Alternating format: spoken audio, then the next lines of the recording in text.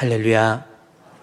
좋으신 하나님의 은혜가 이 어려운 위기 속에 늘 항상 함께 해주심으로 여러분의 가정의 평안 가운데 역사해 주시는 하나님으로 인해서 감사가 넘치는 가정이 되기를 주의 이름으로 축원드립니다. 자, 오늘 하나님 말씀의 제목은 복음의 능력이라고 하는 제목입니다. 복음이라고 하는 것, 그것을 우리가 갖게 되면 우리에게 어떤 능력이 나타나게 되는가라는 것, 하나님 말씀을 통해 살펴보고 은혜를 나누고자 합니다.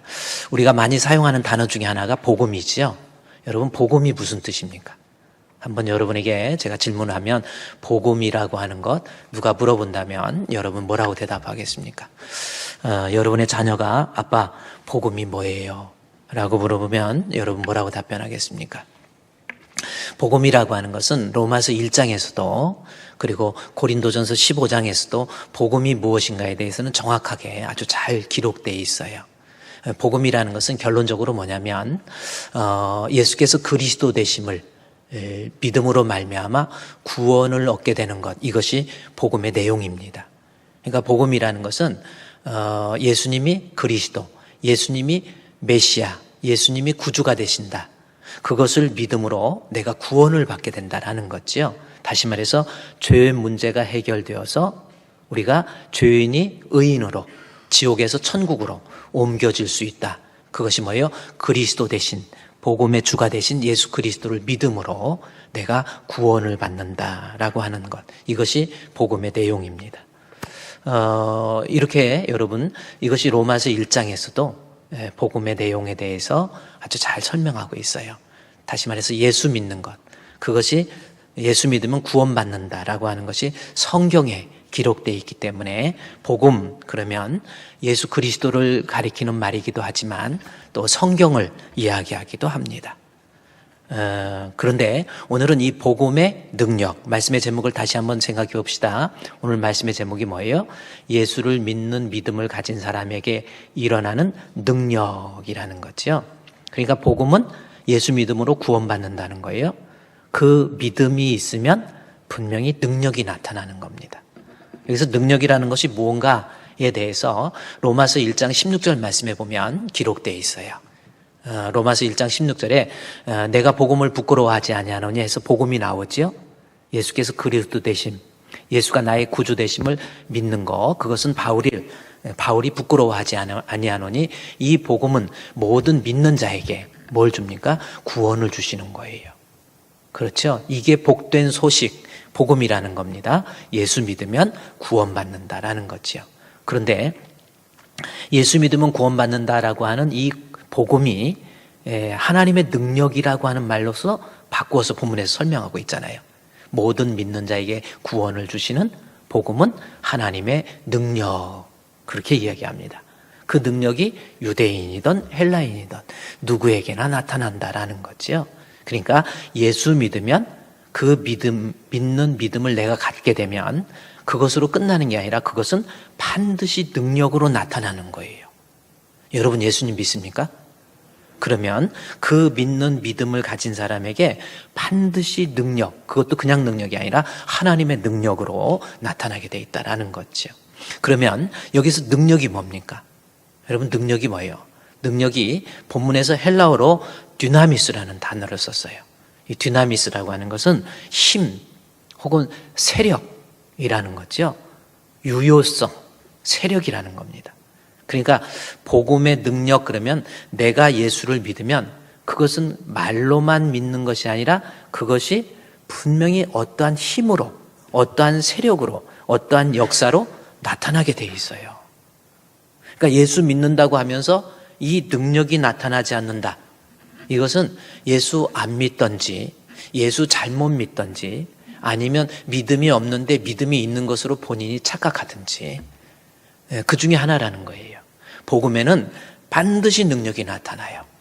할렐루야. 그래서 오늘 본문에 있는 말씀을 통해서 그렇다면 복음을 내가 갖게 되면, 예수를 믿게 되면 나타나게 되는 능력 세 가지 오늘 본문을 통해서 살펴보자, 그 말씀이죠. 자, 오늘 본문은 빌레몬서입니다. 그러면 여러분이 한번 빌레몬서를 한번 보도록 하겠습니다. 빌레몬서는 1장 1절에서 끝에 몇 장까지 기록되어 있어요? 몇 절까지? 25절까지. 아주 짧은 책입니다. 자, 그런데 이 빌레몬서를 구조 분석을 하다 보면 빌레몬서 1장 1절에서 7절까지 말씀이 있죠. 이것을 우리가 몇 주에 걸쳐서 말씀을 공부했어요. 여기 이 1장 1절에서 7절까지 말씀과 그 다음에 1장 8절에서 22절까지 말씀 두 부분으로 이 빌레몬서가 기록되어 있는 겁니다. 그러면 1장 1절에서 7절까지 말씀의 내용은 빌레몬이라고 하는 사람이 바울을 통해서 예수를 믿게 돼요. 그 믿음으로 말미암아 바울에게 이 빌레몬에게 나타난 다른 사람과의 인간적 관계의 모습을 빌레몬서 1장 1절에서 7절까지 말씀을 통해서 우리에게 설명해 주고 있다는 거죠. 잠깐 한번 볼까요? 빌레몬서 1장 구조 분석이니까 1장 1절에서 1장 5절 말씀해 보면 이 빌레몬에 대해서 예수와 모든 성도에 대한 사랑과 믿음이 있다라는 그 말씀을 얘기하죠. 빌레몬에게는 믿음이 있었는데 그 믿음도 6절 말씀해 보면 내 믿음의 교제, 아주 중요한 거예요. 여러분 우리도 예수를 믿는다 그러면 말로만 믿는 것이 아니라 그 믿음이 있는 사람은 반드시 하나님과의 영적인 교제가 끊임없이 중단함이 없이 계속해서 이어지는 거예요. 이어져야 그 믿음이 하나님이 인정하는 구원 얻는 믿음이 될 수 있는 겁니다. 신앙의 연륜을 자랑할 것이 아니라 내가 교회 직분을 자랑할 것이 아니라 내가 예수를 믿는 믿음, 그 믿음이 정상적이고 건강한 믿음, 구원 얻는 믿음이 되기 위해서는 계속해서 믿음의 교제가 하나님과의 관계 속에서 이루어져야 된다라는 거죠. 그 믿음의 교제가 뭘 통해서 이루어진다고 그랬어요? 제가 계속해서 세 가지 얘기하죠. 요한은 세 가지를 얘기하는 거예요. 건강한 믿음을 위해서 말씀 체험받고 말씀과 기도와 예배 이 세 가지를 요한은 이야기하고 있다라는 거죠. 그런데 빌레몬이라는 사람이 바로 이 말씀과 기도와 예배를 통해서 하나님과 교제하는 교제의 믿음을 갖게 되는 겁니다. 바울을 통해서 믿음을 갖고 그 믿음이 하나님 앞에 살아있는 생명 있는 믿음, 그러한 믿음을 가진 사람이 빌레몬이라는 거죠. 그런데 그 믿음을 가진 사람에게 살아가면서 다른 사람과의 관계 속에서 나타나는 형태가 뭐냐면 사랑입니다. 그래서 빌레몬서 1장 바울이 기록하면서 1장 5절 말씀해 보십시오. 보세요. 주 예수와 및 모든 성도에 대한 사랑과 믿음 나오죠. 내 사랑과 믿음. 믿음과 사랑은 무슨 뜻이에요? 하나님을 향한 정직한 믿음이 있으면 그 믿음은 사랑으로서 다른 사람에게 나타내게 돼 있다라는 겁니다. 그래서 그 사랑, 그러니까 하나님 앞에서 좋은 영적인 믿음을 가진 사람은 사랑과의 관계가 사랑의 모습으로, 그것이 1장 2절에서는 가정에서, 그리고 1장 6절에서는 내 믿음의 교제가 어떤 사랑으로 나타납니까? 믿지 않는 세상 사람들에게 우리 가운데 있는 선을 알게 하고 예수 그리스도에게로 인도해 주신다 그랬잖아요. 그래서 믿음이 있으면 사랑으로서 가정에서 또 세상 사람들과의 관계 속에서, 그리고 7절 말씀에 보면 형제여 성도들의 마음이 너로 말미암아 평안. 그래서 이제는 성도와의 관계 속에서도 사랑의 모습이 다른 성도에게 나로 인해서 평안을 안겨주게 되고, 그 다음에 7절 말씀에 내가, 이거 주의 종입니다, 바울이 너의 사랑으로, 보세요, 사랑이 너의 사랑으로 주의 종에게는 많은 기쁨과 위로의 모습으로 나타나게 됐다라는 거죠. 그래서 빌레몬서 1장 1절에서 7절까지 말씀은 핵심이 7절이에요. 뭐예요? 빌레몬이 바울을 통해서 믿음을 갖게 되고 그 믿음이 다른 사람과의 관계 속에서 사랑으로 나타났다라는 겁니다. 이것이 바울이 1장 1절에서 7절까지 말씀을 통해서 우리에게 설명해 주고 있다라는 거죠. 이것을 구조적으로 보면 다음에 이제 8절부터 시작되는 그리스도의 사랑과 용서가 무엇인가를 설명하기 위해서 지금 그리스도에 대한 사랑이 빌레몬에게 어떤 모습으로 나타나고 있는가라는 것을 살짝 팁으로서 우리에게 설명해 주고 있는 겁니다. 자, 그러면서 8절부터 여러분 다시 구조를 보세요. 빌레몬서 1장 8절에서 22절까지 말씀을 통해서는 이제 아주 중요한 본격적인 1장 1절에서 7절이 서론이라고 한다면 8절부터 22절까지는 빌레몬서의 본론이에요. 어떤 내용입니까? 그리스도의 사랑과 용서가 무엇이고 용서받게 될 사람, 인간은 과연 어떤 모습인가라고 하는 것, 이것을 구속사적 관점에서 이제 8절부터 22절을 통해서 우리에게 설명해 주고 있는 겁니다. 그래서 빌레몬서 제가 일전에 말씀드렸지만은 25절밖에 되지 않는 짧은 구절이지만 그리스도의 사랑, 여러분 우리가 예수님의 사랑, 예수님의 은혜, 그리스도의 크신 용서 많이 이야기하잖아요. 과연 예수님의 사랑이 어떤 내용이고 용서하시는 주님의 모습은 어떤 모습이었는가, 용서하는 자에게 필요한 것이 무언가라고 하는 것, 그것을 구속사적인 입장에서 그리스도를 이해하게 만드는 내용이고요. 또 하나는 용서하는 자와 용서를 받는 자, 용서받는 자, 우리 인간은 오네시모를 통해서 어떤 모습이, 용서함을 받는 사람의 모습이 될 수 있는가라고 하는 것. 그래서 용서하는 자와 용서를 받는 자는 어떤 모습이 되어야 그리스도로부터 용서함을 받을 수 있고, 그렇죠? 우리가 교회 다닌다 그러면서 하나님 용서해 주세요, 하나님 잘못됐습니다, 그게 진짜 회개하는 거예요. 그래서 용서를 구하는 자, 그리스도로부터 사죄의 은총을 구하는 자는 어떤 모습을 가지고 있어야 되고, 또 우리 같은 죄인을 용서하기 위해서 그리스도께서 지불한 그 사랑의 대가는 무엇인가라는 것을 제대로 깨달아야 우리가 진짜 용서받을 수 있고 진짜 믿음으로 인해서 구원받을 수 있는 거예요. 그래서 오늘부터 이렇게 공부하는 이 8절부터 22절까지 말씀은 우리가 정말 예수 믿는다는 거, 회개해야 되잖아요. 회개해야 예수 믿죠? 근데 믿음이 뭔가, 내가 주님으로부터 용서를 구하는 자로서, 용서받는 자로서 내 모습이 어떤 모습이 되어야 진짜 용서함을 받고 죄사함을 받고 구원을 얻게 되는지, 용서가 뭔지를 우리에게 설명해 주고 있는 겁니다.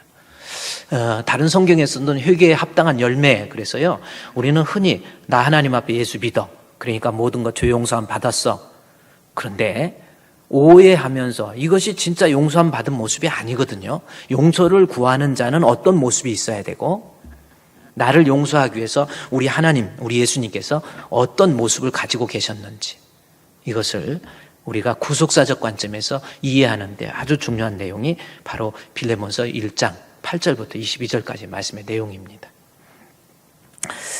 그러면 우리가 이제 또 성경을 오늘 먼저 이제 한 구절 한 구절 또 공부하도록 하겠습니다. 오늘의 말씀의 제목은 복음의 능력이라고 그랬지요. 예수를 믿으면 그것이 dynamis, 나에게 하나님의 능력으로서 내 삶에 분명히 나타나게 된다라고 하는 것, 그것을 1장 8절에서부터 우리 14절 말씀을 통해서 바울이 예수를 믿는 자에게 나타나는 현상 3가지를 우리에게 설명해 주고 있습니다. 그 중에서 오늘 첫 번째 모습을 한번 보자는 거예요. 그 모습은 빌레몬서 1장 8절에서 우리 10절까지 말씀을 통해서 복음의 능력은 나에게 어떤 모습이 나타나게 되는가, 한번 성경에서 나온 대로 한번 살펴보자는 겁니다. 1장 8절에서 10절까지 말씀을 우리 한번 봉독을 하면서 과연 이 말씀을 통해서 바울에게 복음이 들어가니까 바울에게 나타나는 모습이 어떤 모습인가라는 것을 한번 우리 찾아봅시다. 우리 한번 성경을 공부하는 입장에서 빌레몬서 1장 8절에서 우리 10절까지 말씀 봉독해 한번 다 같이 한번 봉독하도록 하겠습니다. 시작. 이러므로 내가 그리스도 안에서 아주 담대하게 내게 마땅한 일로 명할 수도 있으나 도리어 사랑으로서 간구하노라. 나이가 많은 나 바울은 지금 또 예수 그리스도를 위하여 갇힌 자 되어 갇힌 중에서 낳은 아들 오네시모를 위하여 내게 간구하노라. 아멘. 자, 본문에 있는 말씀을 통해서 바울에게 복음이 들어가니까 나타나는 모습이 어떤 모습인지 먼저 살펴보자는 거예요. 여러분도 정말 예수를 믿고 그 복음이 우리 안에 있으면 우리도 이러한 모습으로 바뀔 수밖에 없다라는 겁니다. 내가 노력해서 바뀌는 게 아니라 자연스럽게 바뀌는 거예요. 신앙은요, 성령의 열매라고 그러지, 열매는 노력해서 나무가 열매를 맺어야지 해서 노력해서 맺히는 거 아닙니다. 그렇죠? 그러면 성령의 열매라고 하지 않아요. 열매는 나무가 좋으면 자동으로 맺히는 겁니다. 여러분의 자녀들 있죠? 내가 자녀가 되어야지 한다고 자녀 되는 게 아닙니다. 자녀로 그냥 태어나는 거예요. 복음이라는 것은 똑같은 겁니다. 복음이 우리 안에 들어오면 우리가 이런 모습으로 자연스럽게 변화된다라는 겁니다. 자, 그러면 1장 8절부터 말씀을 좀 살펴보도록 하겠습니다. 이러므로 내가 그리스도 안에서 아주 담대하게 내게 마땅한 일로 명할 수 있으나, 자, 한번 이때 당시에 바울의 모습으로 한번 들어가 보도록 하겠습니다. 내가 그리스도 안에서 아주 담대하게 내게 마땅한 일로 명할 수 있으나 라는 겁니다. 이 말씀은 무슨 뜻입니까? 이 말씀은 지금 바울이 이 빌레몬에게 편지를 쓰면서 내가 너에게 마땅하게 명할 수 있다, 이 이야기를 합니다. 이 말은 무슨 뜻이에요? 바울은 이때 당시에 대사도입니다. 주의 종으로서 사도예요. 그렇죠? 그런데 그냥 신도인 빌레몬에게 편지하면서 내가 너에게 마땅히 오네시모에 대해서 받아들이고 용서하고 용서하라라고 명령할 수 있는 거예요. 그렇죠? 얼마든지 명령할 수 있는 위치에 있습니다. 바울은 내가 너에게 오네시모, 이제 네 집에서 나왔던 종인데 내가 돌려보내니까 너 용서하고 잘 받아들여, 이렇게 이야기할 수 있다라는 겁니다. 그런데 9절 말씀에 바울은 그렇게 명령할 수 있지만 도리어 사랑으로서 강구하노라, 이 말씀입니다. 이 모습을 통해서 여러분 뭘 느낍니까? 저는 이 모습을 통해서 노사도, 백발이 성성한 노사도 바울의 성숙한 인격, 변화된 모습, 여러분 느끼지 않습니까?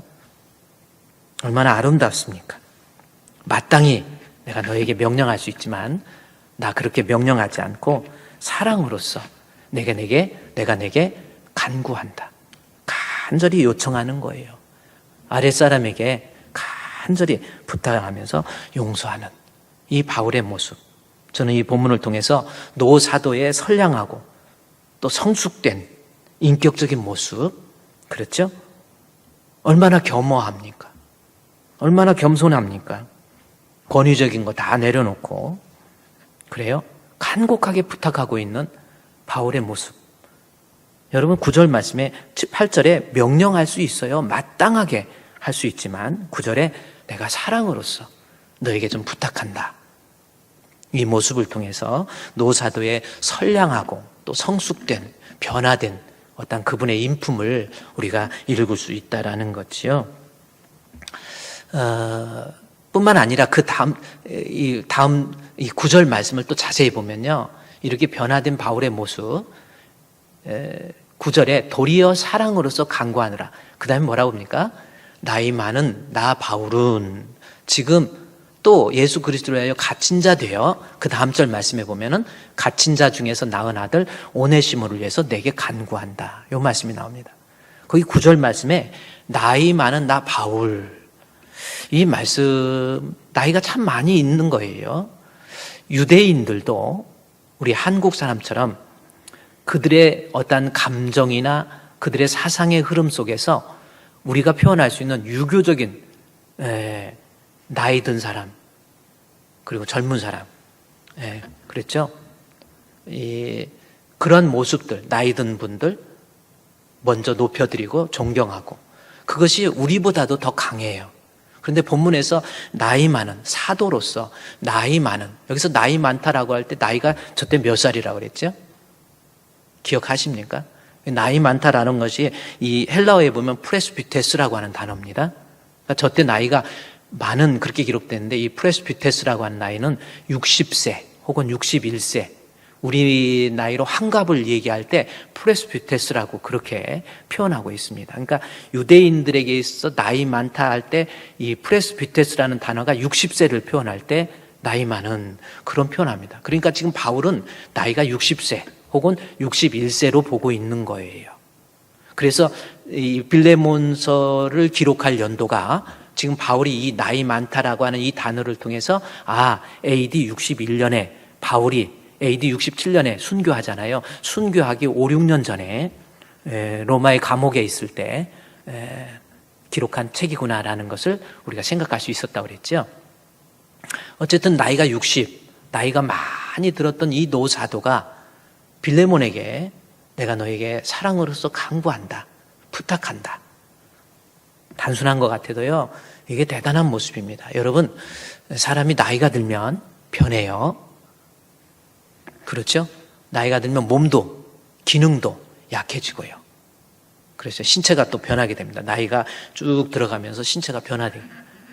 저는 몸무게가 많이 나가지 않는데, 이제 계단을 이렇게 올라갈 때는 그런 대로 괜찮은데, 내려갈 때 보면 무릎이 조금 불편해지더라고요. 그래서, 그래서 지난번에 한번 우리 목사님들하고 같이 계단 이렇게 올라가다 내려가면서, 이제 무릎이 좀 불편해 그랬더니, 아이고, 최 목사님은 아직 괜찮대. 나이가 좀 더 들면 무릎이 더 불편한 거예요. 기능이 점점 떨어지고, 시력도 떨어지고, 점점. 이것이 신체의 변화. 그래서 나이는요, 여러분 사춘기가 몇 살 때를 사춘기라고 그러죠? 10대를 사춘기라고 그러고, 그 다음에 20대를 계절로 비유했더니 10대는 사춘기, 봄을 생각하는 나이, 그 다음에 20대는 봄이라고 그러더라고요. 그 다음에 30대는 여름, 30대가 벌써 여름이래요. 막 열정도 있고 뜨거움도 있고, 그래서 30대 열정, 그래서 30대는 여름이고, 40대가 뭔지 아세요? 가을? 가을이 아니라 사축이. 사춘기가 아니고 사축이래요. 가을을 생각하는 그러한 나이가 사축이래요. 40대. 50대가 가을이라는 거예요. 야, 50대가. 그러니까 50대 되면은 가을이 돼가지고 뭔가 이제 이파리도 색깔이 조금씩 변하고 머리 색깔 조금씩 변하고, 이렇게 뭔가가 기능도 떨어지기 시작하고 막 이런다는 거예요. 50대면은 벌써 이제 인생의 가을이라는 겁니다. 그 다음에 가을 다음에 60대는 기나긴, 60대부터 기나긴 겨울이라고 하는 거예요. 겨울은 기약도 없이 언제 갈지 모르도록. 그래서 사람이 50대 넘으면서, 제가 언제 그랬죠. 사람은요, 늘 살아가면서 늘 이 세상 천년만년 사는 거 아니라니까요. 30대, 40대, 사축이 넘으면서 50대부터는요, 가을이라고 생각하고요. 나도 이 세상에 주님 오라 하시면 나도 가는 거예요. 너무 세상에 그러지 마시고요. 그래요. 근데 인생이라는 것이 나이가 들수록 이 신체가 변하는데, 또 하나 더 놀라운 사실은 나이가 들면 성격도, 정신적인 것도 변한다라는 겁니다. 인정하십니까? 그래서 어떤 사회학자가 얘기하면서 나이가 들면 신체도 변하고, 그건 당연한 거예요. 그 다음에 생각도, 정신도, 성격도 변화된다라는 거예요. 20대 생각하고 20대 성격하고 30대, 40대 성격하고 점점 달라진다라는 겁니다. 그런데 나이가 들어서 신체의 기능도 떨어지듯이 성격도 나이가 들면 좋은 모습으로 시간이 갈수록 바뀌면 좋은데, 생물학적으로 이해할 때 보면 인간은 나이가 들수록 점점 어린애처럼 변하더라는 겁니다. 그래서 나이 들면 어린이라고 그러잖아요. 밀고 다니는 유모차 거기에 타고 있다가 나이 들면 이제 유모차 밀고 다니면서 다녀야 되고 그렇습니다. 그래서 어린아이처럼 돼서 성격도 오히려 젊었을 때 30대, 40대보다 더 자기중심적이 되고 이기적이 되고 오해도 잘하고, 그래서 나이 들면 오해도 잘하고, 또 섭섭한 것도 많고, 또 너그럽지도 않고, 또 교만해진다는 거예요. 나이 들면 더 교만해진대요. 또 나이 들면 더 권위적이 돼버리고, 내가 하면서 어디 어른한테. 이래서 나이 들면 성격도, 인체가 겉사람은 후패해지듯이 속사람이 점점 내 어떤 인격적인 부분이나 이런 면에서 더 옹졸해지고, 더 막 오해도 잘하고, 더 섭섭하고, 그러다 보니까 막 더 소리 지르게 되고 막 이러더라는 거예요. 부부가 살면서 자꾸 목사님, 저희 남편 저 성격 때문에 내가 못 살겠다고. 그래서 제가 그랬죠. 한 50 넘고 60 넘으면 성격도 바뀌니까 여자들이 50, 60 넘으면서 체구도 남자보다 커지고 그러면 내가 이 나이에 당신 눈치 보게 생겼나 그러면서 체구로 밀어버리라고 50대, 60대 되면서부터 변한다 그랬는데 살아가면서 저한테 그런 얘기를 해요. 목사님 변하는 건 맞긴 맞는데 나이 들면 저한테 질 줄 알았는데 더 고집이 세지고 더 양보 안 하고 더 성질 잘 부리고 더 혈기 부리고 그러던데요 그러더라고. 맞습니까? 나이 들면 사람이 더 그럴 수 있다라는 거죠. 저도 여기 본문에 있는 내가 이 나이 많은 바울의 9절 말씀에 나는 사랑으로서 너희에게 간구하는데 나이 많은 나 바울 요 말씀을 통해서 그래서 야 나이가 바울은 이제 백발이 성성하다. 이때 나이 60세면 이제 거의 뭐 70 넘은 사람이 몇 명이나 됐겠습니까? 네로 황제든 웬만한 로마의 황제들 40 넘은 사람 별로 없어요. 다 그 전에 죽습니다. 그러니 이제 60이 이제 됐고 이제 70 가까이 되면서부터 성격이 좀 괴팍해지고 이럴 줄 알았는데 바울은 나이 많은 나 바울이 내 권위, 나 사도의 직분 이런 거 나타내지 않고 다 내려놓고 내가 너에게 겸허한 모습으로 내가 너에게 부탁한다. 이러한 모습을 통해서 바울이 이렇게 변화된 내용이 뭐냐는 거예요. 저도 이 나이 들면서 사람이 변한다 이 내용을 제가 이렇게 글로 읽어보면서 좀 겁나더라고요. 나는 나이 들어서 아주 스크리지처럼 어떤 성격으로 이상한 성격으로 변하고 목사라고 그래가지고 은근히 교만 부리면서 이상한 그러한 고집쟁이로 이렇게 변하지는 않을까 이런 생각이 좀 들어서 한편으로는 좀 무섭기도 하더라고요. 여러분은 어떤 성격으로 지금 변화되고 있습니까? 나이가 들수록 그냥 막 성격이 막 불같아가지고 더 이렇게 변하면 나중에 자식들한테 대접 못 받아요. 자식들한테 따돌림 당합니다. 자식들이 만나려고도 안 해요. 만나봐야 뭐 또 그런다고 그러니까. 좋은 성격으로 변화돼야 돼요.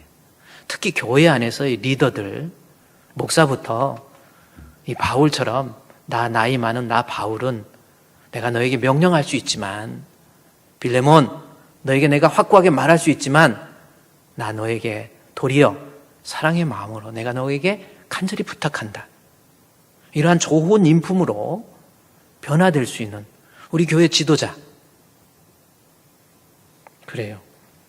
이 말씀을 보면서 그래서 저도 이제 나이가 이렇게 조금씩 들어가면서 더 고집이나 부리고 은근히 죄종한테 그래 해가지고 교만해지고 이러면 어떡할까?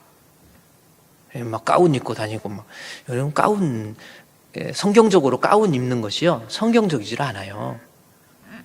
뭐 세례나 이런 특별한 행사 위에 때는 목사님 가운 입는 거 아니에요. 유진 피터슨 목사님 그가 강조하는 말 중에 하나가 레이먼이라고 하는 라이어티라고 하는 거죠. 영국에서는 라이어티라고 그러고 미국에서는 레이먼이라고 해요. 혹시 무슨 뜻인지 아십니까? 레이먼. 평신도라는 거죠. 교회는 평신도와 교역자, 목사님과 평신도를 구별하지 말라라는 거예요. 만인 제사장으로서 단지 직임의 차이라는 목사는 가리키는 자. 또 성도는 그래서 목사는 성전에서 성전이 일터이고 그곳에서 말씀을 잘 가리키고 양육하는 거고요. 우리 성도들은 각각의 직장이 성소예요. 그리고 만인 제사장이라는 겁니다. 그래서 이 가운을 입고 이러는 거는 교회의 어떤 성직자 그리고 비성직자를 구별해 놓는 캐톨릭에서 사용하고 있는 잘못된 모습이라는 거예요. 뭐 가치가 있습니다. 어쨌든 우리 교회 리더들은요, 세월이 갈수록, 나이가 들수록 자기의 좀 혈기도, 자기의 생각도, 자기의 욕심도, 자기의 주장도 좀 내려놓고 겸허한 모습으로 다른 사람을 잘 가리키고, 사람들을 잘 인도하고, 그게 필요하지 않습니까? 그래서 제가 우리 장로님들 모였을 때, 당회할 때, 찬송 부를 때 겸손히 주를 섬길 때 괴로운 일이 많으나 구주여 내게 힘 주사 잘 감당하게 하소서. 그렇죠? 이 사람이 좀 나이가 들수록 겸손해져서, 하여튼 저부터 우리 장로님들, 안수 집사님들, 권사님들, 나이가 들수록, 세월이 갈수록 겉사람은 후패하지만 속사람의 내 인품이나 이런 모습은 겸허하고 선량하고 너그러운 모습으로, 그리고 온유하고 겸손한 모습으로 변화될 수 있는 것, 그러한 우리 교회에 되도록 한번 우리 노력해 봅시다. 아멘. 여러분도요, 신앙 가진 바울이 원래는 어떤 사람이었어요? 바울이요, 예수를 믿기 전에, 즉 복음의 능력이 그에게 채워져 있기 전에는, 여러분 성경 한번 보면요, 보통 사람이 빌립보서 3장에 있는 말씀에 보면은, 빌립보서 3장 5절 6절 말씀에 보면 바울이 자기 자신에 대해서 이야기해요. 예수를 믿기 전에, 복음의 능력이 그의 마음을 지배하기 이전에는 나는 8일 만에 할례받았다라는 겁니다. 여러분, 저 8일 만에 할례받았다, 이것은요, 나는 율법에 있어서는 최고다라는 뜻이에요. 성경에 이제 8일 만에 할례받았다고 그래서 유대인들 대부분 다 8일 만에 할례받는 줄 아니에요. 아무나 할례받는 거야. 8일 만에 나는 태어나서 이제부터 살면서 오직 하나님의 율법대로 말씀대로 살겠습니다라고 하는 것을 다짐하는 모습이에요. 그러니까 율법에 있어서는 최고지요. 그럼 바울은 나는 8일 만에 할례받았어. 그리고 내가 누구야? 나 이스라엘의 족속이야. 이스라엘 족속이라는 거예요. 이스라엘 뭐예요? 하나님과 겨루어 이겼다 라는 그러한 뜻입니다. 그만큼 하나님을 뜨겁게 사랑했던 그 족속이고, 그 중에서 베냐민 지파, 베냐민은 누굽니까? 왕족이에요. 이스라엘의 초대 왕이 사울이 베냐민 지파, 기스의 아들이잖아요.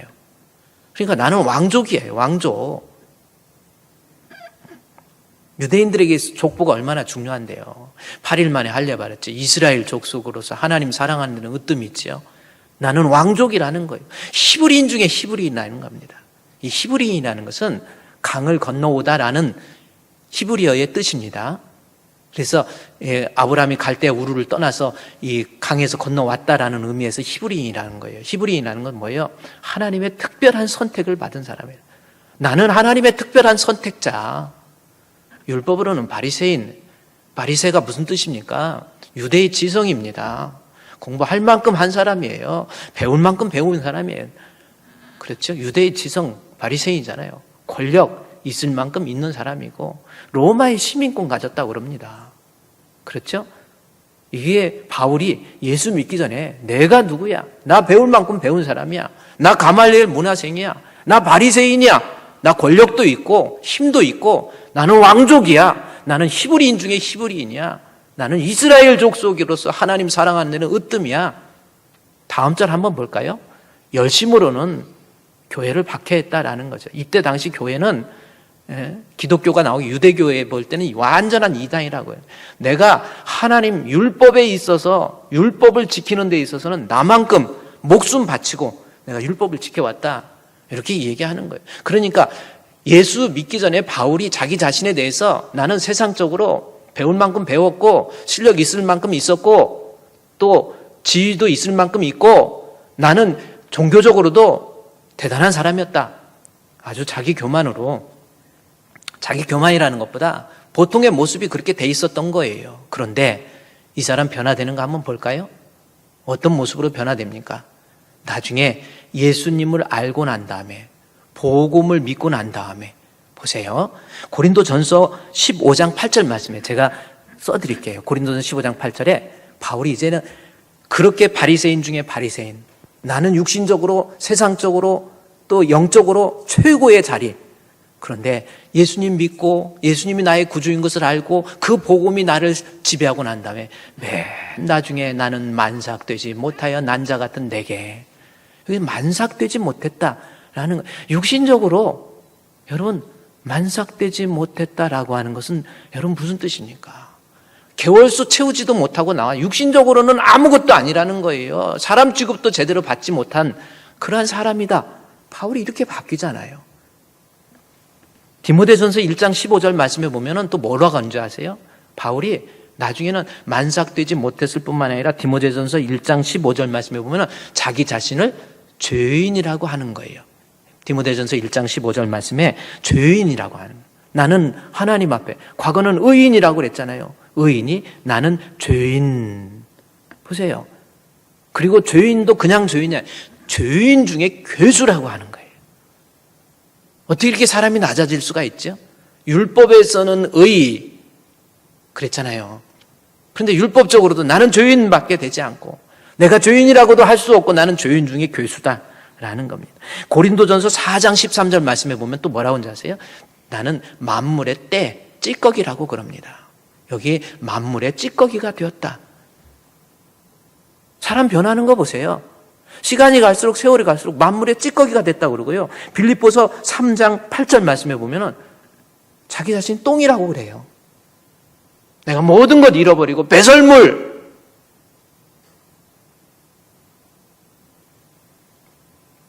복음이라고 하는 것이 들어가니까 바울이 그렇게 자기 의의를 나타내고 율법적으로도 의인이요. 나는 바리새인 중에 바리새인이요. 히브리인 중에 히브리인이요.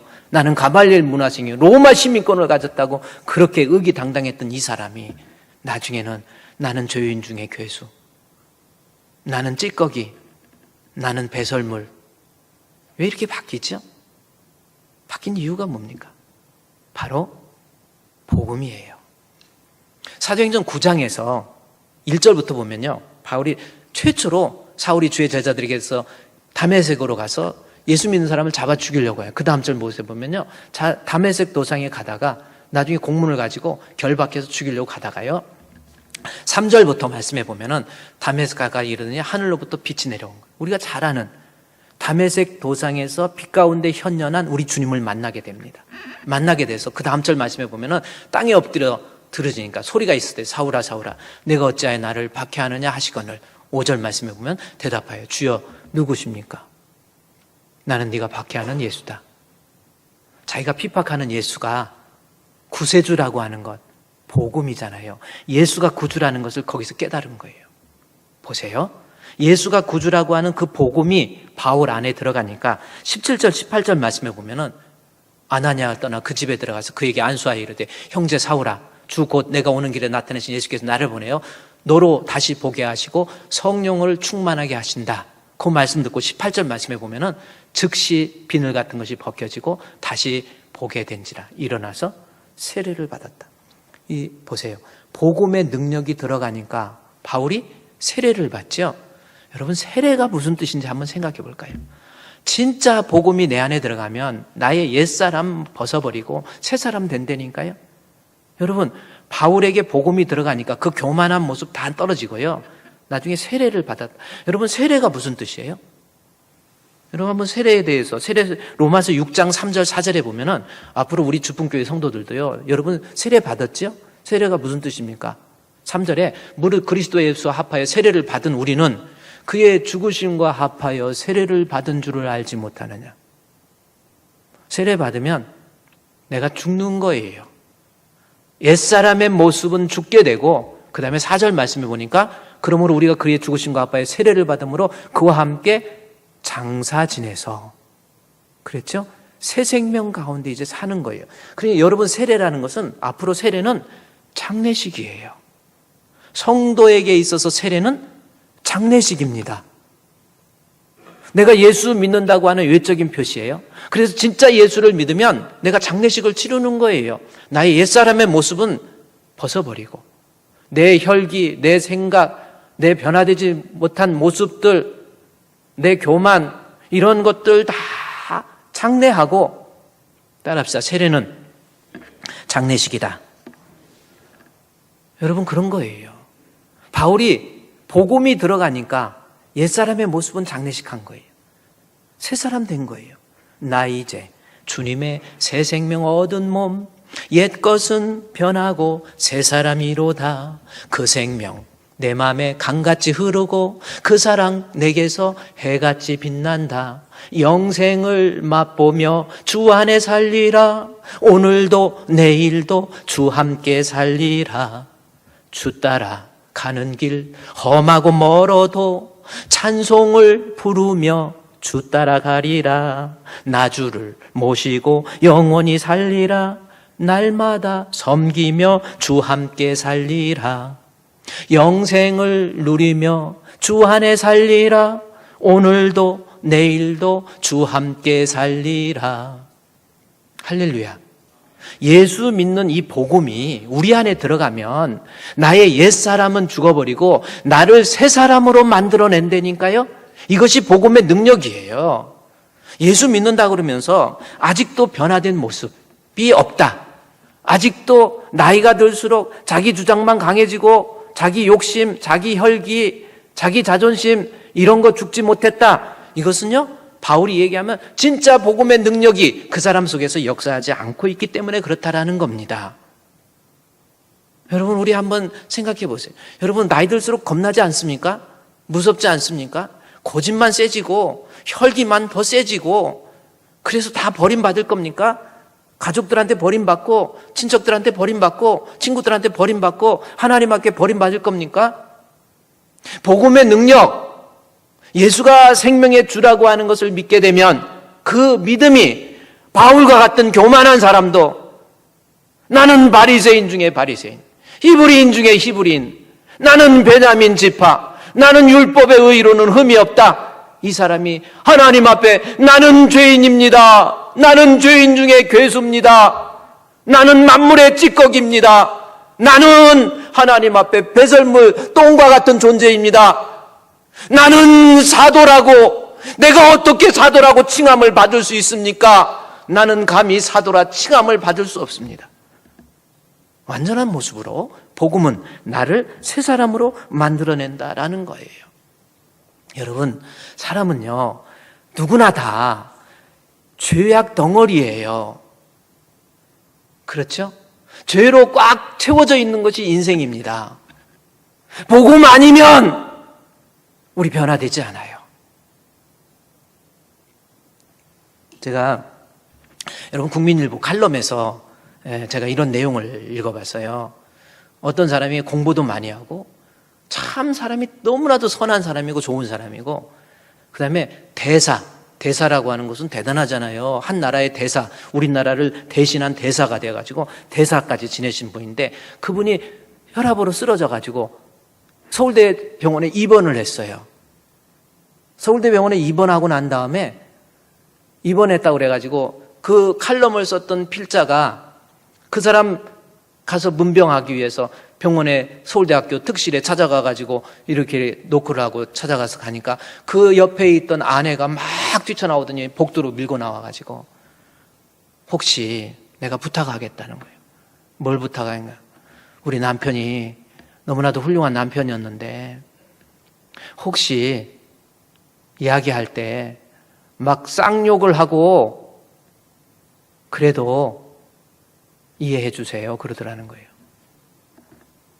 한번 제가 그 내용 한번 그 국민일보 칼럼을 제가 한번 띄어서 한번 드려볼게요. 거기에 보면은 그 내용이 나와 있습니다. 국민일보에서 칼럼으로 이렇게 보내준 내용인데 한번 띄워줘 보세요. 여기 보세요. 인생이 뭔가를 저는 이 칼럼을 통해서 보세요. 삶의 창가에서라는 칼럼입니다. 국민일보에서 나와 있는 서울대학교 병원에 특실에 입원했는데 연세 높으신 어른께 문병을 갔는데 그는 외교관 출신입니다. 그리고 신사 중에 신사였어요. 너무나도 점잖고 애절히 깍듯한 분이었는데 그런데 병실에 들어서자마자 그분의 부인이 황급히 구석으로 데리고 갔더니 미리 말씀드릴 일이 있는데 대사께서 쌍욕을 하시더라도 쌍욕을 하는 거예요. 쌍욕을 하시더라도 놀라지 말고 양해해 주십시오 하더랍니다. 상대가 누구예요? 근간에 사람 보면 덮어놓고 욕부터 한다는 거예요. 상대가 누구든지 간에 사람만 보면 덮어놓고 막 욕을 하는 거예요. 막 욕을 하고 막 이러는 거예요. 그래서 60평생 욕이라는 걸 단 한 번도 안 했던 분인데 이 남을 욕하는 걸 본 것조차도 질색하던 분이었는데 입에 담기도 민망한 욕을 하는 거예요. 이게 국민일보에 나온 거예요. 근데 이것이 저와 여러분의 모습입니다. 목사는 여기 양복 입고 이러고 있으니까 뭐 18계자녀 이런 거 잘 안 하고, 이게요, 인생은 다. 그랬더니 이렇게 얘기하니까 옆에서 간병인이 뭐라고 하냐. 남부럽고 죄송해 죽겠다고 부인이 탄식을 했답니다. 그러자 간병인 여자가 정신을 놓아버린 뒤 저렇게 욕이나 하는 환자들은 아주 양호한 편인 거예요. 자신이 주로 대학병원 특실의 상류사회에서 환자들이 고용돼서 사회적으로 유명했던 분들이 많이 간병했는데 그중에 어떤 회개한 환자는 많았는지 닥치는 대로 사람을 막 욕은 그만둬도 물어뜯고 그런 별 분이 다 있다라는 거예요. 옛날에 유명한 우리 교단의 유명한 목사님 은퇴하시고 혈압으로 쓰러지셔서 치매가 걸리셔서 병원에 입원했는데 그 간호하는 권사님들 순서 짜가지고 그 목사님 간호하는데 그 권사님들 들어가면은 그 세상에 그 목사님이 그렇게 욕을 하는, 평상시에 욕이라고 하는 거 생각지도 않았던 거예요. 바울도 혈기 없었겠어요? 여러분 어떻게 생각합니까? 여러분이나 저나요, 잘난 체 할 거 없어요. 여기 누구 선한 사람이 누가 있겠습니까? 다 마음속에 이게 눌려 있는 거예요. 이것이 인생인데 복음의 능력만이 나로 하여금 내 인격도 내 성품도 나를 변화시킬 수 있는 힘이 있는 거예요. 바울같이, 바울도 대단한, 사람을 죽이는 게 이게 쉬운 겁니까? 아무리 율법이라고 해도 살기가 등등했던 사람이었는데, 교만으로 가득 채워졌던 사람인데, 사도행전 9장에서 예수가 그리스도, 내가 핍박하던 이분이 진짜 그리스도시구나 라는 것을 깨달으니까 그 복음의 능력이 자기로 하여금 세례를 받게 해요. 세례는 뭐예요? 옛사람이 죽어가요. 내 혈기도, 내 자존심도, 내 욕심도. 복음의 능력은 나로 하여금 새 사람을 만들어내는. 여러분, 복음의 능력 없으면 우리요, 그래서 저도 사람이 죽을 때 이 치매에 걸리거나 의식이 좀 약해져서 혹시 막 저도 누가 이렇게 됐는데 막 오는 사람한테 욕하고 막 내가 만든 욕도 하고 외국에서 수입한 욕도 하고 막 이래버리면 얼마나 창피할까 이런 생각도 들어. 사람의 마음속에서는 이 악한 마음, 옛사람의 모습이 그대로 있는 거예요. 세례로서, 복음으로서 장사 지내지 않으면 우리 살아나지 않아요. 이번에 명절 여러분 가족들과 잘 지냈습니까? 형님 왜 그러세요? 형님은 뭐 나한테 해준 거 뭐 있습니까? 동생은 잘하고 있어? 이러고 싸우지는 않았습니까? 누구를 판단할 게 아니에요. 여러분, 판단이 얼마나 무서운데요. 내 관점에서 판단했고 알지 못하는 부분을 그렇게 판단해가지고 이번에 그래가지고 자기 누님도 죽여버리고 매형도 죽여버렸잖아요. 한번 뉴스 한번 볼까요? 제가 만든 뉴스 추석 연휴에 자신의 집에 찾아온 누나 부부와 술을 마시던 중 흉기를 휘둘러 매형을 숨지게 하고 누나에게 중상을 입힌 60대 남성이 경찰에 체포됐습니다. 아산경찰서는 어제 낮 12시쯤 아산시 인주면의 한 아파트에서 흉기를 휘둘러 매형을 살해한 혐의로 60대 남성을 현장에서 긴급 체포해 조사 중이라고 밝혔습니다. 함께 있던 70대 누나도 흉기에 찔려 중상을 입고 병원으로 이송됐습니다. 여러분, 저기 보면 누나도 죽었어. 저건 뉴스 이제 일주일 지난 거잖아요. 추석 지난 때문에. 추석날 그랬거든요. 누나가 오니까 누나한테 섭섭한 거 많다고. 그럼 너는 뭐 잘했냐? 너 싸우다가 매형을 칼로 한두 번 찔린 게, 부엌에 가서 칼로 막 한두 번 찔른 게 아니에요. 사람이 그렇게 잔인해져요. 그리고 도망가는 누나를 복도에서 또 찔러서 죽여가지고. 이게 인간이라니까요? 그냥 놔두면, 그냥 나이든 대로 놔둬버리면 죄의 본성 따라서 다 이런 모습으로 변해버리는 거예요. 그러나 복음의 능력, 이거라는 겁니다. 이 20세기 최고의 지성 하면 떠오르는 사람, 수학자이죠, 철학자이죠, 사회과학자이지요. 럼브란트 러셀이라고 하는 사람입니다. 이 버트란트 러셀이라고 하는 이분이요. 저는 이 버트란트 러셀 1872년, 1970년 20세기 최고의 지성이라고 하는 영국 분이에요. 참 이분이 참 대단. 사진도 하나 제가 했는데, 이건 버트란트 러셀 저분입니다. 여러분 수학 상수 그다음에 뭐 무슨 해서 이분 수학자예요. 수학자. 머리도 좋고 대단한 분이에요. 공부도 많이 하고 참 대단한 분인데 이혼도 많이 하고 결혼도 많이 하고 이혼은 4번, 결혼은 5번.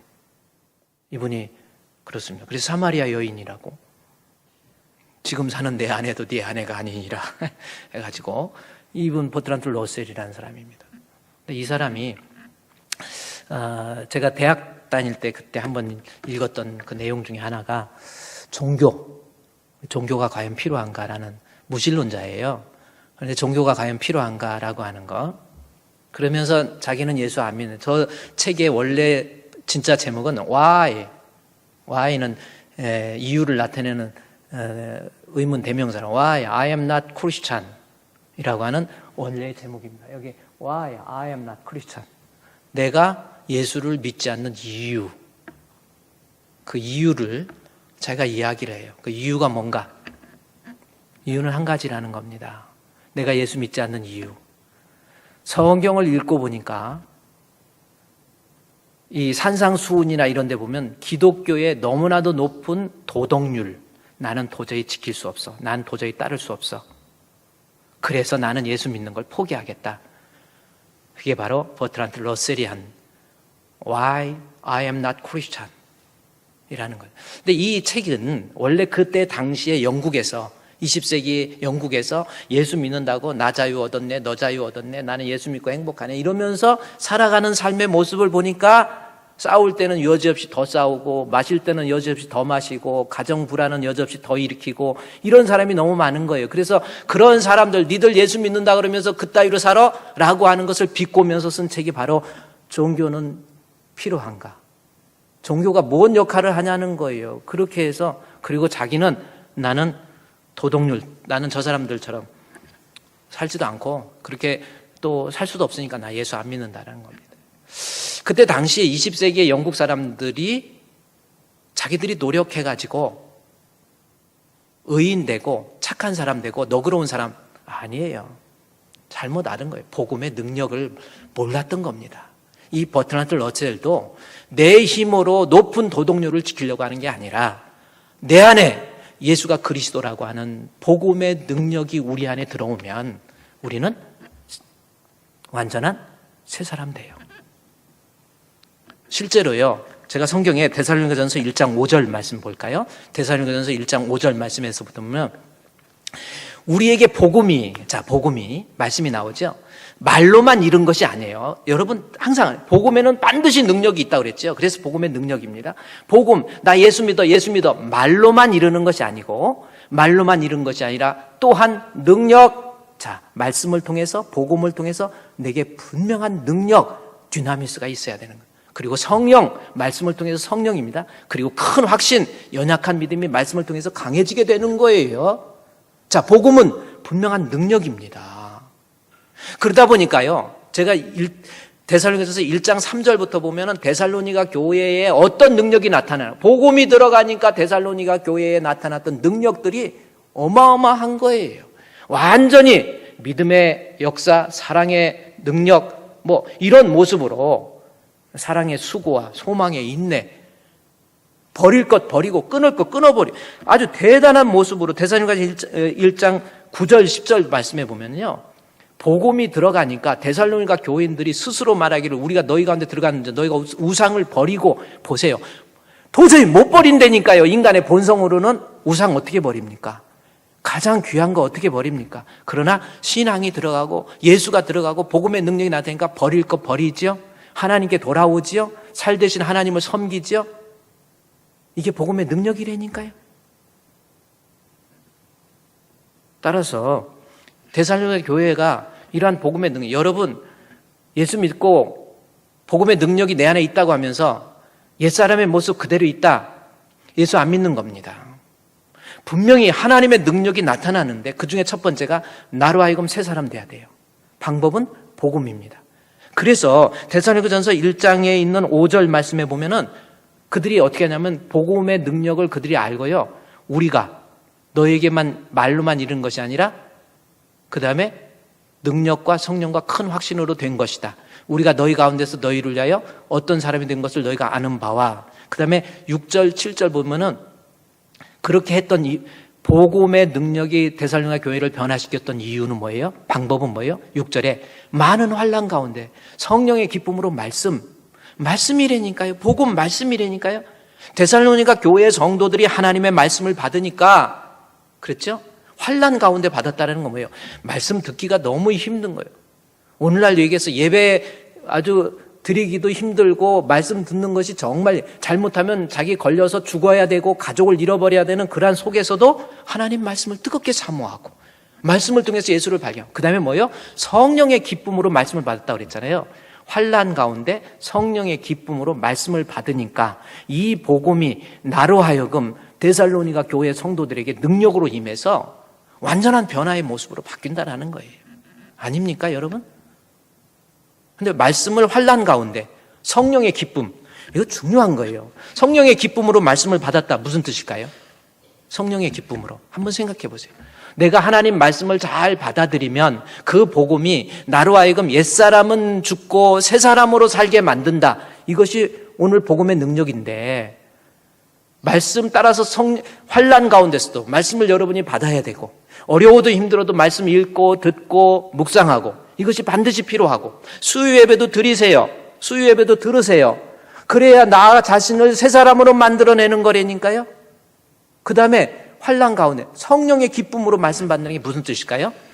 성령의 기쁨으로 말씀을 받는다라는 것은 말씀을 듣고 어떤 사람은 오늘은 정말 은혜를 받았어. 오늘 우리 목사님 말씀에 정말 은혜 받았어. 그랬는데 다음 날에 설교 들을 때는 오늘은 재수가 좀 없네. 오늘은 은혜가 안 돼. 그리고 또 어떤 날은 오늘은 진짜 또 은혜가 돼. 어느 날은 은혜가 안 돼. 어떤 목사님이 설교를 하는데 여러분 열심히 일해서 돈도 많이 버세요. 그랬더니 정말 그렇지. 정말 목사님 설교 좋아. 그다음에 돈 많이 번 다음에 주를 위해서 많이 쓰십시오. 그랬더니 오늘 목사님 저 부분만 빠졌으면 은혜가 충만할 텐데. 여러분 성령의 기쁨으로 말씀을 받는다는 것은요. 앞으로 하나님 말씀 주의 말씀 앞에 내가 섰나이다. 아무리 그 말씀이 내 양심을 뒤집어 놓고 내 자존심을 흔든다 할지라도 하나님의 말씀은 아멘! 아멘! 항상 은혜 받는 거예요. 그래야 내 인품이 변하고 내 성격이 변하고 나 자신을 새 사람으로 만드는 거지. 말씀이 여러분에게 교정돼야 되겠습니까? 말씀 앞에서 여러분 자신이 교정을 받아야지. 여러분 데살로니가 교회 성도들 하나님 앞에 완전한 새 사람으로 바울이 새 사람으로 거듭난 것. 버틀란드 러셀은요 복음의 능력을 모른 거예요. 그래서 나는 I'm not Christian. Why I am not Christian? 내가 예수 안 믿는 이유 나는 도덕률을 지킬 수 없어. 자기가 하려니까 그러는 거예요. 복음의 능력이면 됩니다. 따라서 하나님 말씀 듣고 말씀을 들을 때마다 앞으로 여러분 자신을 위해서도 그러세요. 어떤 말씀을 들어도 아무리 내 양심을 가리켜도 아멘, 아멘, 아멘. 우리 주품교회 그렇게 되어야 돼요. 말씀을 전하는 목사는 말씀을 무기로 해서 상대방을 공격해서도 안 돼요. 말씀에 독이 들어가면 안 돼요. 맞는 말입니다. 그러나 그럼에도 불구하고 어떤 말씀, 어떤 양심의 가책을 주는 말씀이라고 할지라도 언제나 은혜 받아야 돼요. 그게 성령의 기쁨으로 하나님 말씀을 받는 거예요. 그러면 우리 주품교회 성도들 복음의 능력 첫 번째 완전한 새 사람으로 변화될 줄로 믿습니다. 할렐루야.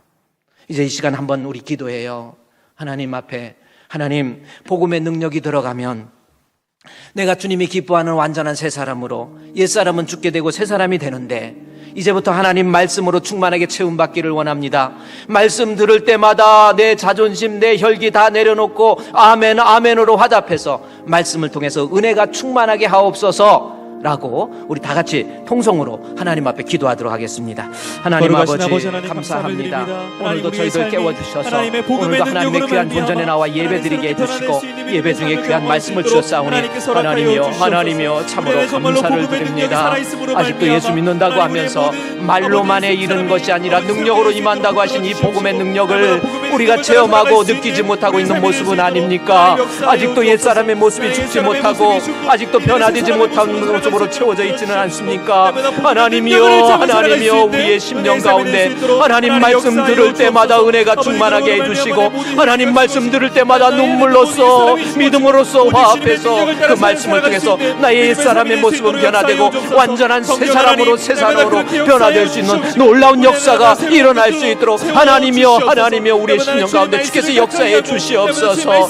바울은 나이가 들수록 점점 세월이 갈수록 하나님 앞에 자기 자신이 낮아지고 겸손해지고 죄인 중에 괴소여 만물의 찌꺼기요 만물의 태요 나중에 배설물과 같이 여겼다고 한 것처럼 하나님이여 하나님이여 우리 주품교회 성도들 복음으로 재창조되기를 원합니다. 복음의 능력으로 재창조되기를 원합니다. 복음으로 새 사람 되기를 원합니다. 복음으로 옛사람이 죽기를 원합니다. 그래서 하나님 앞에 우리의 모습을 통해서 그리스도의 사랑을 나타낼 수 있는 참으로 복되고 아름다운 우리 성도들이 되어질 수 있도록 주께서 역사에 주시옵소서. 주님이 함께 해주시기 원하옵고 예수님의 이름으로 기도드리옵나이다. 아멘. 하나님 우리 주품교회 성도들 복음의 능력으로 변화되기를 원합니다. 복음의 능력으로 새 사람 되기를 원합니다. 하나님 말씀 들을 때마다 은혜가 충만케 해주시고 하나님 말씀 들을 때마다 악독과 계율을 다 내려놓고 아멘 아멘 함으로 그 복음을 통해서 주님이 기뻐하는 완전한 새 사람의 모습, 그리하여 그 새 사람의 모습을 통해서 그리스도의 모습이 전달되어질 수 있도록 도와 주시옵소서. 예수님의 이름으로 기도드리옵나이다. 아멘.